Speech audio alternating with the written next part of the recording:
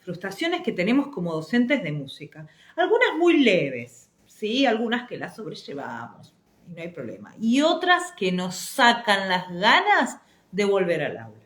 Sobre estas frustraciones y cómo abordarlas es el tema de hoy, es el tema que vamos a estar hablando. Y vamos a invitar y que podamos desarrollar este tema en conjunto.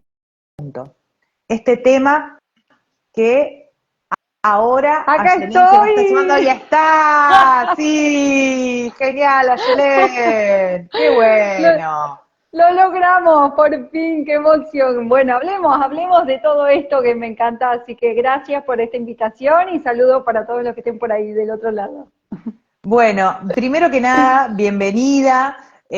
Otra vez tenemos el tema de que yo te escucho perfectamente, pero no te veo, pero sí te escucho, así Qué que bueno. las señales de humo no las voy a poder entender. Así, así igual cosa, haceme algún ruido verbal, o sea, oral, para que Dale, yo dale. entienda que ya está, Cari, ya está, sigamos con... Dale, yo redondeo y te doy el pie, no hay problema. Sí, yo esta vuelta te veo a vos y me veo a mí, así que la verdad que lo logré yo de mi parte, digamos, ¿no? Bueno, un avance, Sí, un avance. sí. Bueno, Ayelé, me gustaría que te presentes primero, porque yo ya te conozco, pero mucha de mi audiencia no te conoce, entonces me Ujú. gustaría primero que te presentes un poquito. Bien, primero de todo Argentina, que vive en Italia, porque eso me interpela ahora, right now, y en segunda inmigración, así que pronto me verán por otros lados. Pianista desde los 8 años y medio, así que estoy en el rubro académico hace bastante. Entre todo esto, docente con unos cuantísimos años, no quiero decir mi edad porque la gente va a saber que arranqué desde muy chica, entonces por las dudas no lo voy diciendo, pero además, entre todo esto, me especialicé en miedo escénico e interpretación emocional para músicos, con lo cual trabajo en el día a día ayudando a músicos a trabajar su displacer para lograr transformarlo en placer, y sobre todo placer escénico, musical y profesional. Qué lindo estas dedicaciones y por supuesto estoy con vos con el tema de la edad. Mejor no decirla. A mí total siempre me dan menos, así que Qué yo estoy bueno. feliz. Seguramente a vos también te dan menos o no, no tengo idea, pero bueno, sos chica igual.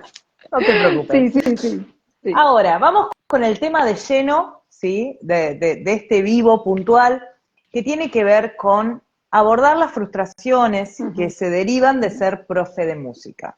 Entonces te pregunto a vos que, como bien vos contabas, sos profe de música, fuiste profe de Sí. música en el aula, en Argentina, y preguntarte, ¿de dónde crees vos que vienen esas frustraciones?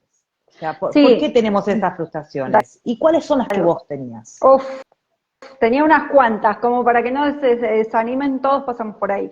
Tiene que ver con este cambio primero del rol de estudiante a docente, primero de todo. Nos enseñan a ser estudiantes y a hacer libritos cuadraditos lado por lado, pero al momento de enseñar, yo cuando estoy transmitiendo un conocimiento aprendo 2 veces, por dos, se dice así el dicho, ¿no?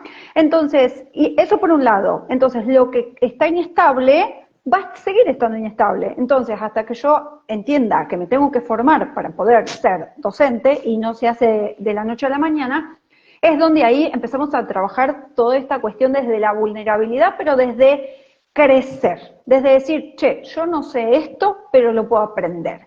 Entonces, a partir desde ese lado uno va caminando y va transitando su propio camino sobre la mirada docente, que esto es importante porque cuando salimos del conservatorio que conserva, no tenemos una mirada propia en la enseñanza. Y te diría hasta, si sos instrumentista o cantante, que tampoco se ha estimulado en desarrollarla a nivel también músico académico. Esto por un lado. Por el otro lado, tengo que decir 12 años de antigüedad en el sistema educativo, creo que bastante, y en todos los niveles, desde maternal, jardín, primaria, secundaria, conservatorio, el programa de coros y orquestas de la provincia de Buenos Aires en Argentina, Con lo cual, también he sufrido, he padecido yo y con mis estudiantes la frustración, porque no es que el rol del educando tiene solo la frustración. Esto se traspasa, es decir, el estudiante ve y percibe mi realidad como docente, como nosotros lo vemos del otro lado.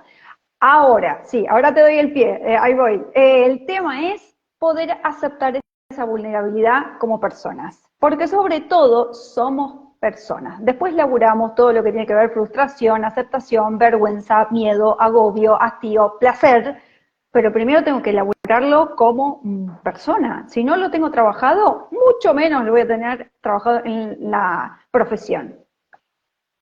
Bueno, la verdad que esto que estás diciendo es súper interesante, porque por un lado estabas mencionando el tema de la frustración del docente con el cambio del conservatorio a la escuela, por el otro lado el tema de que el alumno ve esa frustración.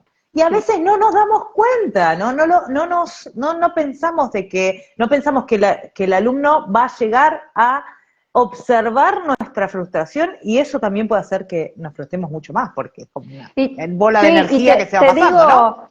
Te digo algo que me pasó esta semana, que estuve trabajando con los músicos que están en el programa de Lidera tu escenario emocional, que uno de los temas era que una docente le dijo, no quiero que vengas más porque la verdad es que ya no sé cómo darte clase. Tremendo. Qué Y fuerte. esto es violencia educativa, porque claro, la docente debe estar, y lo ponemos en hipotético, la docente debe estar reagotada, que no tiene ni la más pálida idea que más hacer una docente entrada en edad con pocos años que le faltan para jubilarse. Y claro, no se ha podido ayornar, no se ha podido actualizar, no puede resolver las dinámicas nuevas con la atención, la necesidad y el aprendizaje actual de hoy. Y claro, le hace un mal al estudiante. Y la estudiante justamente venía al espacio diciendo, no sé, es como que mi profe no me quiere. Bueno, y ahí se arma una bola de problemas, etc, etc, etc, por supuesto, ¿no? Claro, entiendo perfectamente, sí, qué importante.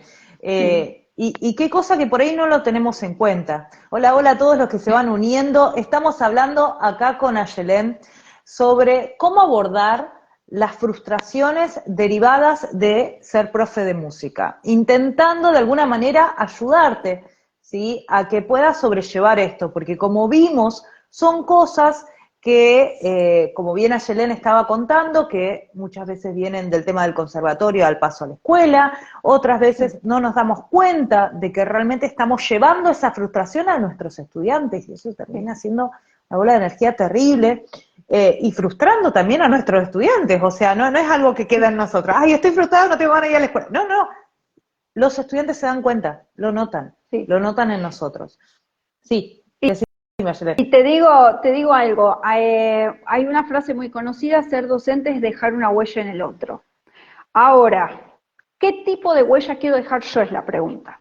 Y acá tiene que ver con la ética y la moral profesional, ¿no? Esta cuestión de cuánto me hago cargo del rol que estoy ejerciendo y cuánto realmente es una vocación o es una opción para pagar todas las cuentas. Y esto es real, porque más de una vez caemos de la cuestión del conservatorio a la escuela, y hay mucha gente que no quiere ir a la escuela, y es loable, ok, pero si no querés ir por ahí, busca estructurar una realidad que te guste, que te sea placentera, porque esa frustración se hace en un bucle y la huella supuesta que dejamos en el otro es justamente la de la frustración, la del desgano, la del padecimiento, el agobio, y es triste. Esa es la palabra que sintetiza, tristeza.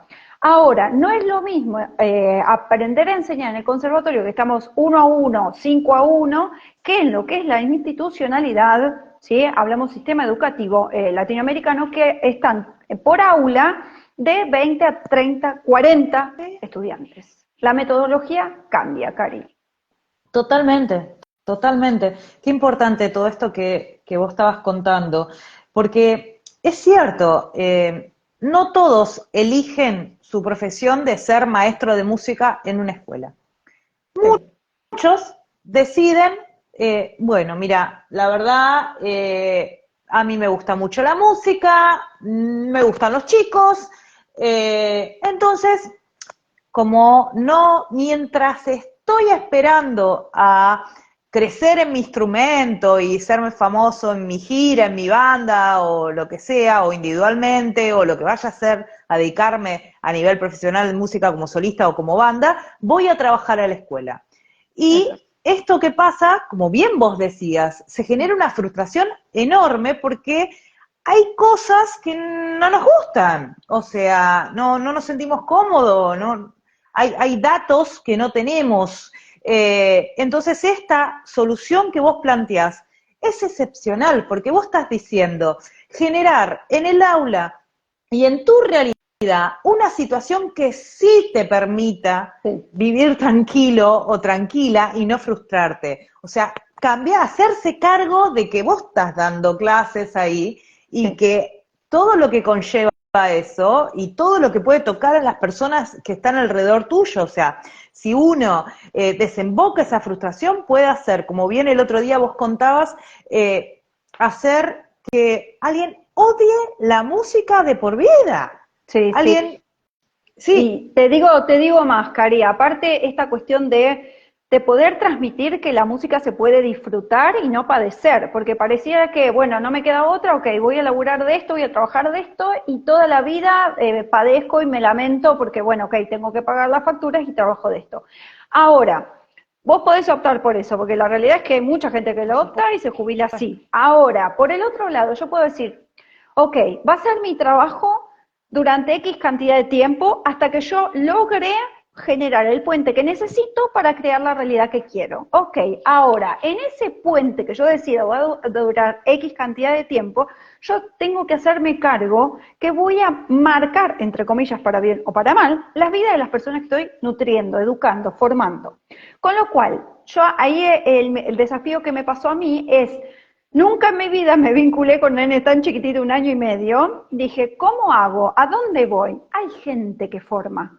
Hay gente que se dedica a enseñar y a transmitir pedagogía específica para diferentes edades. Y es ahí a donde tengo que apuntar yo. Y como mencionaba en la masterclass que di el sábado sobre prevención de pedagogía infantil sobre miedo escénico, tiene que ver con las pedagogías que son funcionales al placer y crean y nutren espacios de placer realmente desde las primeras infancias hasta la adultez, o las pedagogías que son una tierra fértil para el miedo escénico. Qué tema ese, qué tema. Pero ahora nos vamos a adentrar ahí en el miedo escénico, porque yo sé que es un tema, primero, que vos sos especialista y que te voy a exprimir, te vamos a exprimir acá en el vivo sobre ese tema. Pero antes que eso, me gustaría como marcar bien, desde tu perspectiva internacional, porque vos misma estabas diciendo de que vos sos argentina, que ahora vivís en Italia, que ahora encima te vas a mudar, según lo que entendí, y muchas cosas que estudiaste y que vos me contaste que habías estudiado. ¿Crees que todos los profes de música del mundo, o sea, o por lo menos Latinoamérica, España, lo que sea, tienen las mismas frustraciones o son diferentes? Mira, creo que hay diferentes roles en el aula porque las necesidades cambian. Las necesidades básicas están en su mayoría saldadas en lo que son respecto a la Unión Europea, Dinamarca, Suiza. Hay realidades que están saldadas, que vos no te tenés que preocupar por si el chico tiene que almorzar, no tiene que almorzar, y ahí, bueno, hay otra disposición, hay otra función que cumple el docente, y muchas veces se trabaja en equipo. Con lo cual, desde el lado de latinoamericanos, sabemos muy bien que, por ejemplo, en Argentina actualmente tenemos un 40% de realidad de pobreza, cosa que sería al revés, 5 de niños, 4 están en la pobreza. Claro. Entonces, esa realidad infantil que manejamos, por ejemplo, en Argentina, también se ve en otras realidades latinoamericanas, donde el docente tiene un rol importante como puente para ayudar al chico para que no se caiga en primera instancia del sistema. Claro. La música, o sea, que no deje de ir a la escuela, o sea, es no solo el hecho de dar clases de música, sino también de invitar a que siga en la escolaridad. Y eso es otra carga también que tenemos como profes en contextos de crisis y en contextos complejos. Es atraer al estudiante a que, a lo mejor a través de tu materia, a lo mejor de música, decide seguir en la escuela. Y a lo mejor con matemática no le pasa eso, en matemática se quiere ir, pero en música dice, no, yo voy a la escuela por música, y bienvenido sea, y eso está bárbaro, pero bueno, eso implica que nosotros tenemos que tener ahí una función más. Qué bueno esto que estás contando, Ayelén, y para todos los que se están uniendo, te cuento que estoy hablando con Ayelén Correa, que nos estás comentando y explicando muchas cosas que tienen que ver con cómo abordar las frustraciones que vienen derivadas de ser profe de música. Hablamos, por un lado, de que muchas de estas frustraciones vienen porque cuando pasamos del conservatorio o la escuela de música al aula, hay una realidad totalmente diferente. Hablamos del tema del músico que decide la profesión de ser maestro mientras espera que su carrera profesional de solista o de banda despliegue. Hablamos de dar clases en contextos complejos. Hablamos de que no es lo mismo en cada país cómo se va dando estas frustraciones. Hay un montón, así que si recién te uniste, después cuando termine el vivo te digo que vuelvas a comenzar porque hablamos un montón. Y ahora viene el tema central, justo, central, para preguntarte, Ayelén, ¿cómo se alivian estas frustraciones? Bien, aceptando qué rol tenemos, primero de todo. Somos personas, tenemos realidades diferentes cada uno, y aparte esta cuestión de la crisis, como mencionaste, también nos interpela.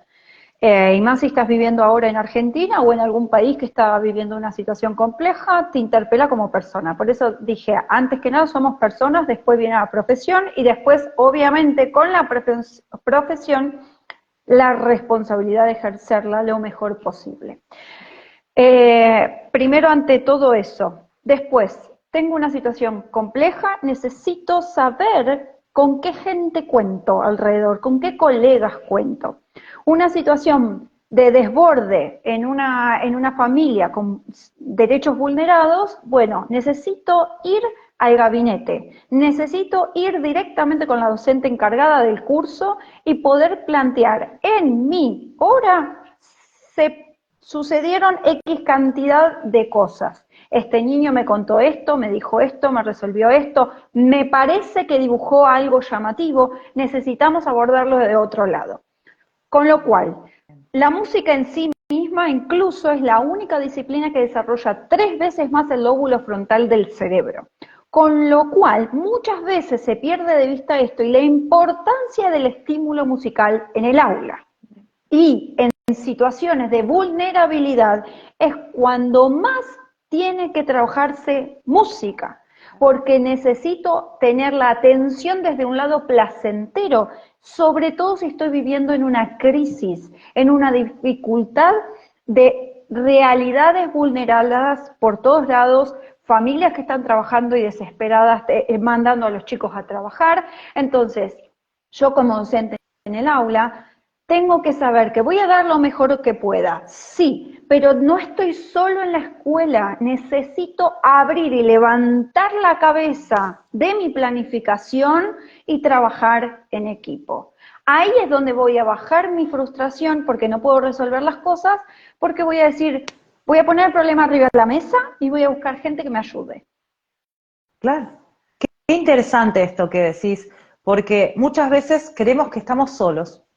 Y en realidad no estamos solos. No. Y es fundamental, porque, mira, en mi escuela, me acuerdo que en una de las escuelas donde trabajaba, yo digo mi escuela, viste, uno como que es mía, pum, listo, me la llevo.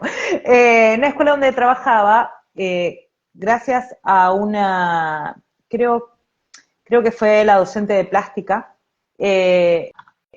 se pudo determinar que el padrastro estaba abusando de una de nuestras estudiantes que tenía capacidades diferentes. Nos todos notábamos que había algo que había cambiado, entre todas y todos los profesores estábamos hablando de que algo pasaba, pero no sabíamos qué, intentábamos llegar, pero gracias a una área artística, la nena se abrió y contó. En otro momento, otra alumna me cuenta, y me dice puntualmente, pero entonces, ¿por qué los padres le pegan a los alumnos? A nosotros, dice. Y yo dije, ¿cómo que le pegan a nosotros? Bien, obviamente que tomamos ahí las circunstancias, qué estaba pasando, cuando voy y hablo con la seño, les comunico, che, mirá que acá esta nena está manifestando de que le están pegando en su casa. Exacto.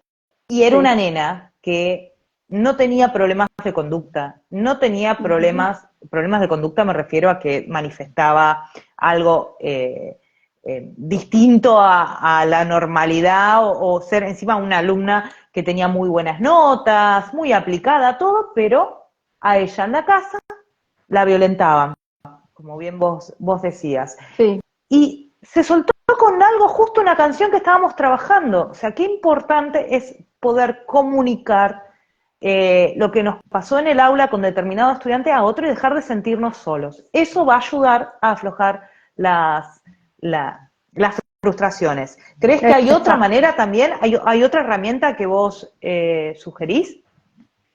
Sí, es por hacer balances de cómo arranqué el año, cómo estoy a la mitad, cómo estoy resolviendo. Estoy poniendo el cable de la batería porque me acabo de dar cuenta que tenía poca batería, así que estoy en eso. Perdón, para esto, improvisar, poder saber cuándo necesito una ayuda, una mano, como por ejemplo ahora.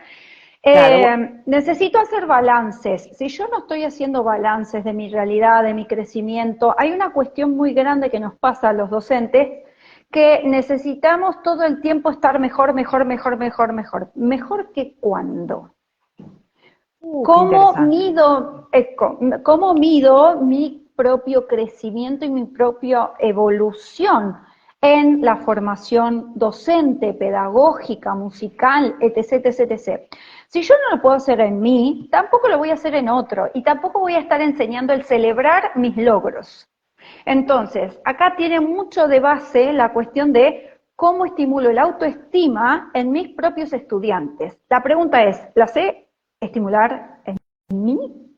Y a partir de eso derivan un montón de otras situaciones. Y digo esto y enlazo con el ejemplo que acabaste de dar de el puente de expresión, la música, el arte en sí mismo. Es un puente para poder transformar mis realidades emocionales.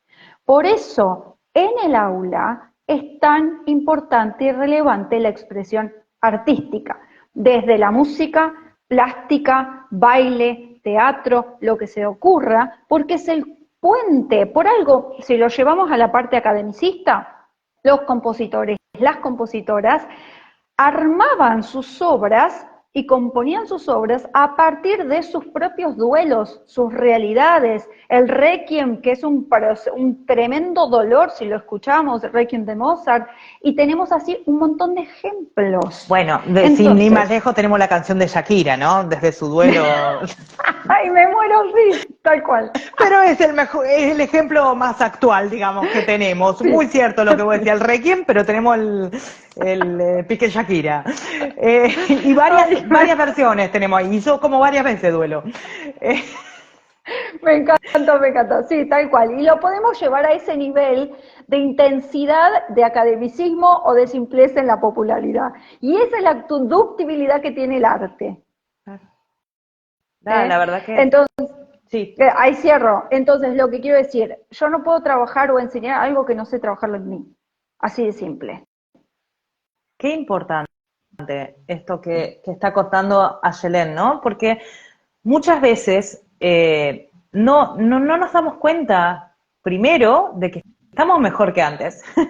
Y creemos que estamos peor, y en realidad no. O sea, está muy bueno esto que ella plantea de hacerse como o yo lo entendí así, ¿no? O mi mente lo imaginó así. Una grilla en donde diga, bueno, a ver, a principio de año, cómo me manejaba yo en el aula, cómo me estoy manejando ahora, qué cosas quería hacer a principio de año, ¿la logré, no la logré? Ponerse objetivos propios al principio de año o a mitad de año o ahora. ¿Cuál es mi objetivo de acá al año que viene? Y después retomar ese objetivo y decir, pucha, sí, lo logré.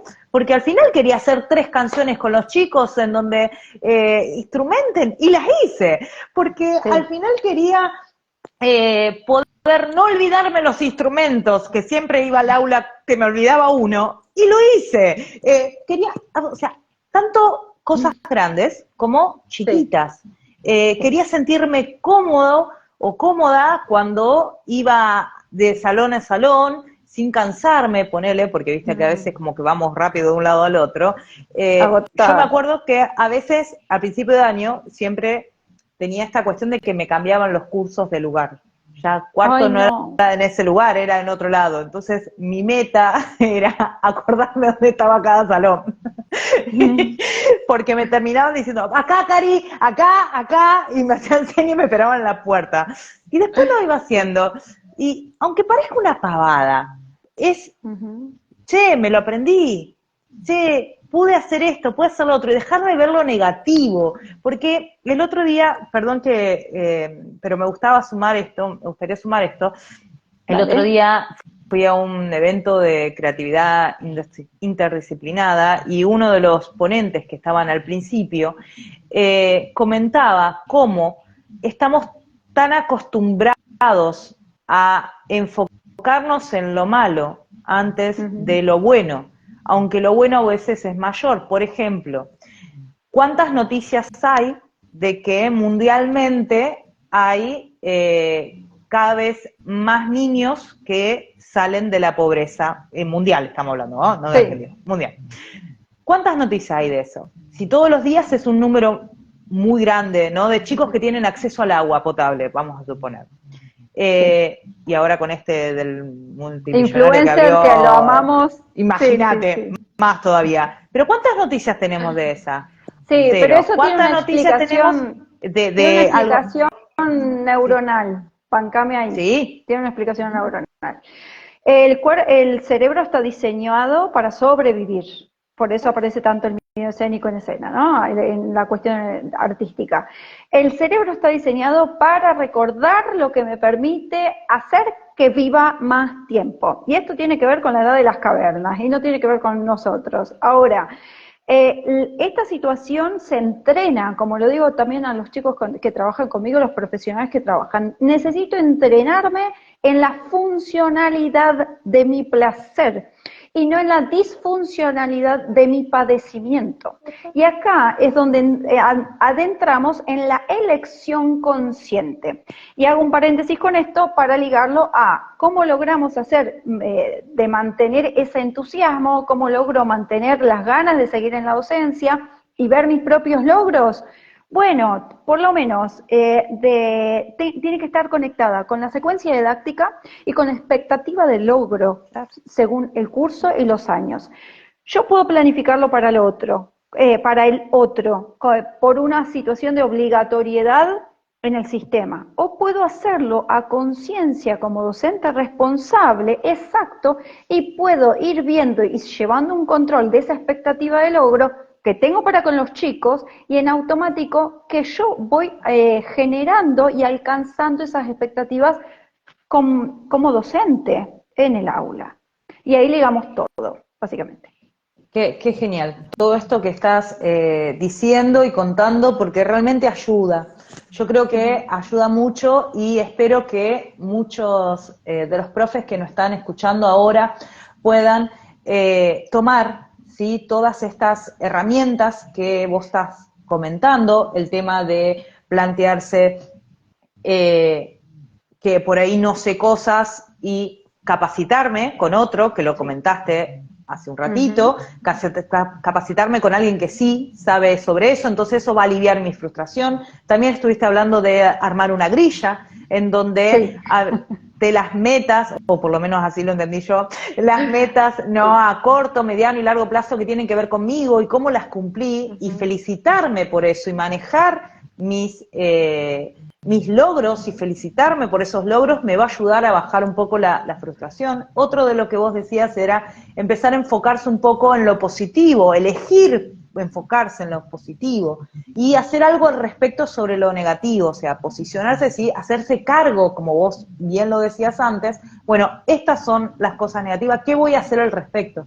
Porque como Cari, bien, sí, incluso te diría algo más, sí, desde cómo nos hablamos. Yo no hablaría desde positivo o negativo, ni bien ni mal, sino funcional o disfuncional, porque qué la bueno. frustración no es ni buena ni mala. Me indica una realidad que estoy viviendo y mi cerebro está contextualizando lo que genera alrededor y me lo está informando a través de situaciones fisiológicas, mentales y emocionales. Con lo cual, yo tengo que hablar y pensarme que esa realidad, esa emoción o ese sentimiento o ese estado emocional que estoy transitando es que me está informando algo. Entonces, no es ni bueno ni malo, ni positivo ni negativo. Cumple una función y a partir de eso puedo estimular qué quiero lograr.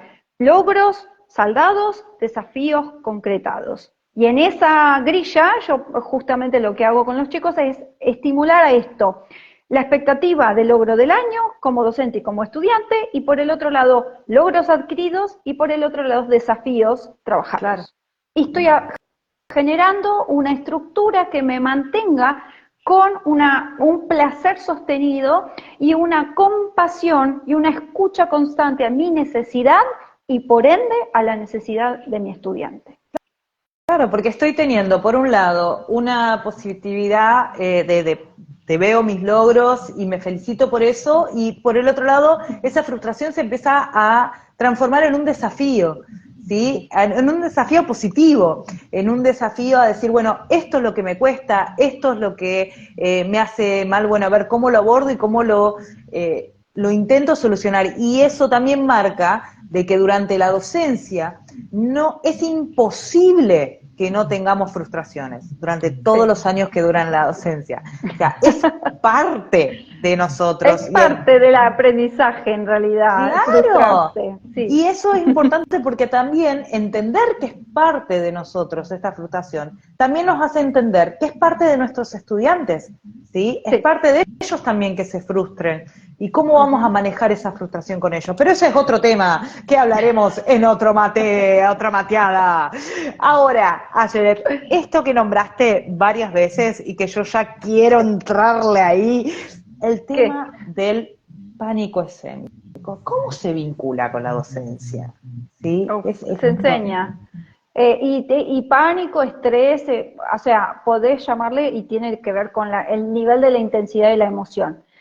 Miedo escénico es qué me pasa y dónde me pasa, así de simple. Entonces, la emoción puede variar en función de lo que yo quiera estimular o sepa o haya aprendido a gestionar y estimular y por ende liderar. Por el otro lado, el escenario puede ser el escenario de la clase, del estudio, de la audición, del examen, de lo que sea. El miedo escénico es un error pedagógico. Y lo digo y lo reitero, y además van a tener a fin de año o en enero 2024 el paper donde voy a estar informando sobre todo el proceso de investigación que llevé adelante. Aclaro por acá, me faltan 20 entrevistas para terminar el paper de este año, así que quienes quieren participar van directo al link de mi bio, reservan y participan. Digo esto ¿Sabes? porque... Sí. Sí, Perdón, quería enfocar bien a la audiencia, fíjate lo que dijo ella, el pánico escénico es un error pedagógico. ¿Te diste cuenta de eso que dijo? ¡Qué importante! ¿Nos podrías explicar un poquito esto? ¿Por qué considerás que es un error pedagógico? Porque justamente como hablábamos al inicio, yo no enseño algo que no sé. Si yo no resolví en mi proceso como estudiante mi propio miedo, mis propias frustraciones, mis propias angustias y vínculos disfuncionales con la música, voy a llevar al aula eso. Claro. Y está el ejemplo, si quieren leerlo, y les sugiero la bibliografía, Las tres infancias de Cecilia Scalisi, donde a partir de el maestro Vincenzo Escaramuza enseñó a Marta Argerich, Daniel Barenboim y Bruno Gelber, y ahí hay un montón de realidades. Y Cecilia Scalisi en uno de sus apartados menciona que Vicente Escaramuza era tan tajante, incluso con los estudiantes, que decía que los discípulos se podían validar sobre su fortaleza pensando en las espaldas. Una espalda fuerte se podía mantener y aprobar, y una espalda débil se iba a quebrar, a grandes modos, ¿no? Ahora, la cuestión, yo pregunto, si esa espalda es de un nene de 6 años, como era la espalda de Marta Argerich, digo, ahí está el rol familiar. Sí. Para un lado, el docente está para ayudar, y por el otro lado, si el docente está haciendo mal las cosas, la familia tiene que ponerse manos a la obra y preguntarse, ¿por qué mi hijo vuelve de clase llorando, padeciendo, agobiado y no quiere ni siquiera tocar el instrumento? Y yo como madre, hipotético, porque yo no soy mamá, pero digo, como madre, ¿qué rol cumplo ahí? ¿Qué hago? ¿Avalo el docente o avalo la emocionalidad que está trayendo mi hijo de ahí? Qué dilema, qué dilema. La verdad que es tan importante esto que estabas comentando, de que si uno no resuelve los problemas que tiene con el tema de pánico escénico, termina llevándolo, o sea, trasladándoselo al estudiante.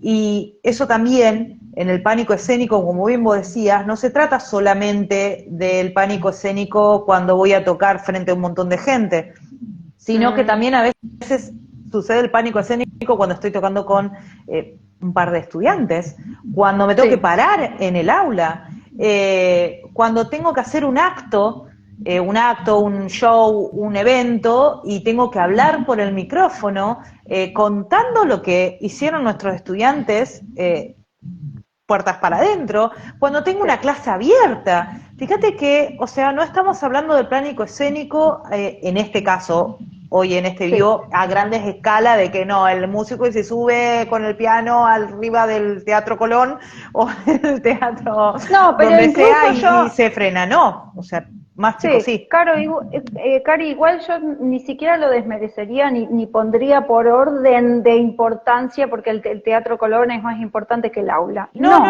porque sigue siendo, para que lo asociemos un poco al aula, sí, claro. Sí, pero igual sigue siendo el mismo miedo. O sea, el miedo no tiene nivel de lugar, digamos, ¿no? No es que el miedo va a ser más importante porque voy a un lugar o al otro. Lo que se le suma en condimentos es la idealización del lugar. Entonces, ahí sí, como estoy en el Teatro Colón, tengo que demostrar sí o sí. Porque mirá, son 5 pisos, bueno, ok. Ahora, no, el miedo que yo puedo tener sobre la oratoria al subirme al escenario para presentar a mis alumnos es el mismo tipo de miedo escénico que te puede dar en el Teatro Colón o a la vuelta de tu casa en la Asociación Civil de Recursos no sé cuánto, ¿no? En la cooperativa de fútbol. Y a veces, claro, ahí redondeo. Y esto tiene que ver también con ponerlo arriba de la mesa. Si yo me estoy dando cuenta como adulto que la estoy pasando mal, mira a un costado, fíjate, che, ¿qué les pasa a mis alumnos? ¿Qué les pasa a mis estudiantes? ¿Están muertos de miedo? ¿Los acompaño arriba del escenario? Yo más de una vez me la pasé arriba del escenario. Las últimas, te digo más, Cari, las últimas muestras encargadas mías de toda una secundaria de 3 cursos cada año, o sea, 2.000 a 2.500 chicos solamente como público, duraron 4 horas y media y yo las tenía que ir liderando y tenía que ir gestionando todas las muestras y demás. Claro, cuando llegué al 5.º año de hacer lo mismo, tuve otra soltura. También tiene que ver con cómo me voy vinculando con eso que estoy haciendo. Si lo voy a hacer desde el primer día de que tengo que demostrar, que tengo que hacerme valer, que el resultado de mis estudiantes es la reputación mía, arranco mal. Ahora, si decimos entre todos, vamos a compartir lo mejor que podamos, esto que aprendimos, ahí empieza y termina un proceso diferente desde la humanización, desde la vulnerabilidad, desde la aceptación y sobre todo desde el compañerismo. Qué importante. Qué importante todo esto que estaba mencionando Ayelén. En este vivo estuvimos hablando muchísimo sobre el tema de las frustraciones. Hablamos, o sea que si recién te uniste ahora, te digo que después míralo, toda la primera parte porque estuvo bárbaro.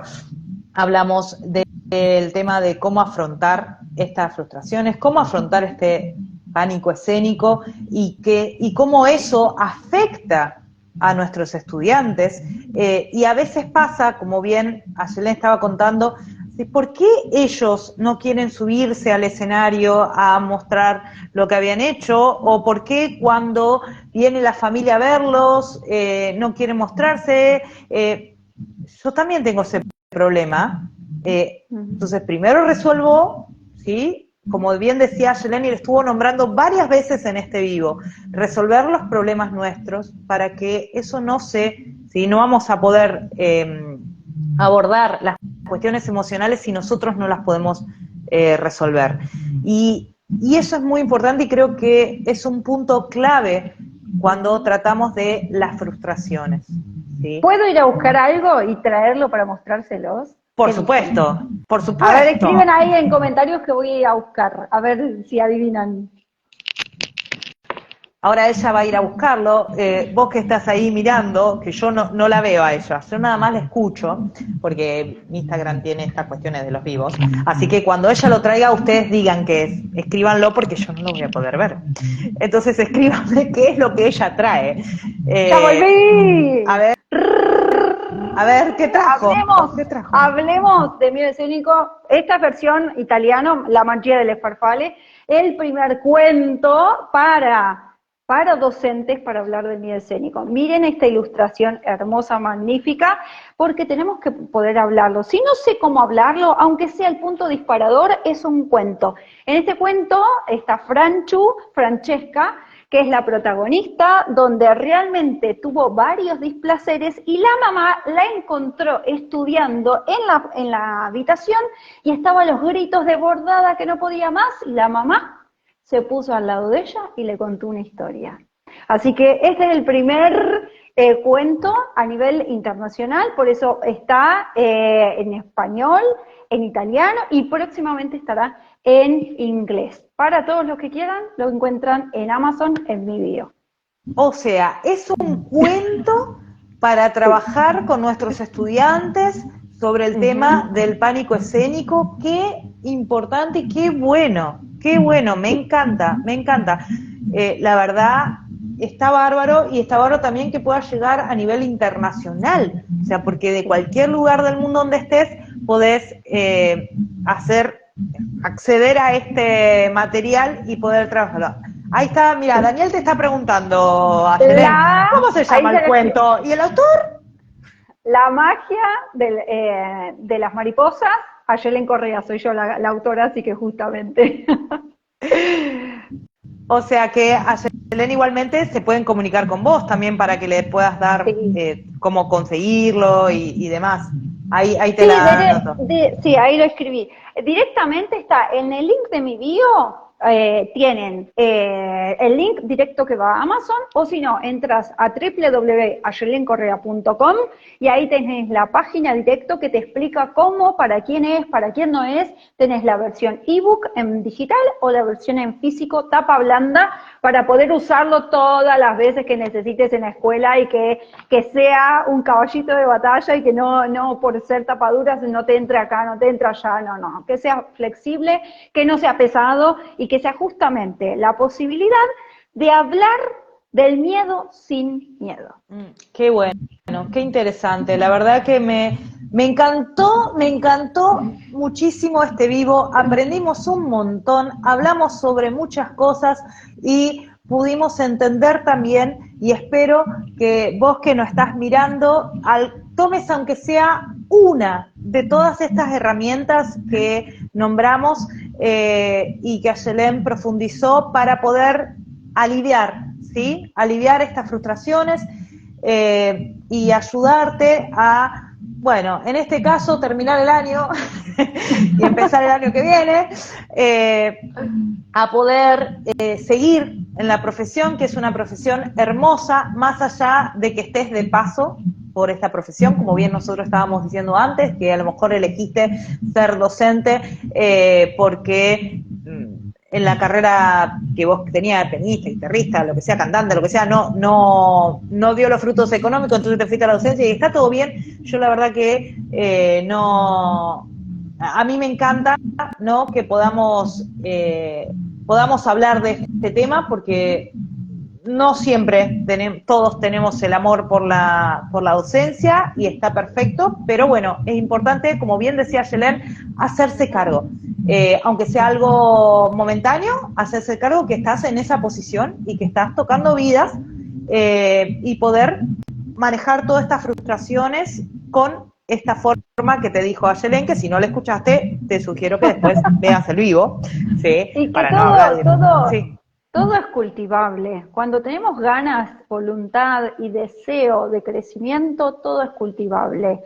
Todos podemos y tenemos las posibilidades de crecer en nuestros dones, porque tenemos que reconocer en qué somos buenos. Y a partir de eso, anclarlo, desarrollarlo, estimularlo, gestionarlo, para que después, cuando vengan nuestros estudiantes, tengan ganas de participar, de estar en la clase, de jugar y de disfrutar. Bueno, y con esto terminamos el vivo. Muchas gracias, Ayelén, por haber venido. Te invito a vos que me estás mirando, que nos estás viendo, a que si sentís que tenés inconvenientes con este tema del pánico escénico y necesitas ayuda, a que contactes a Ayelén.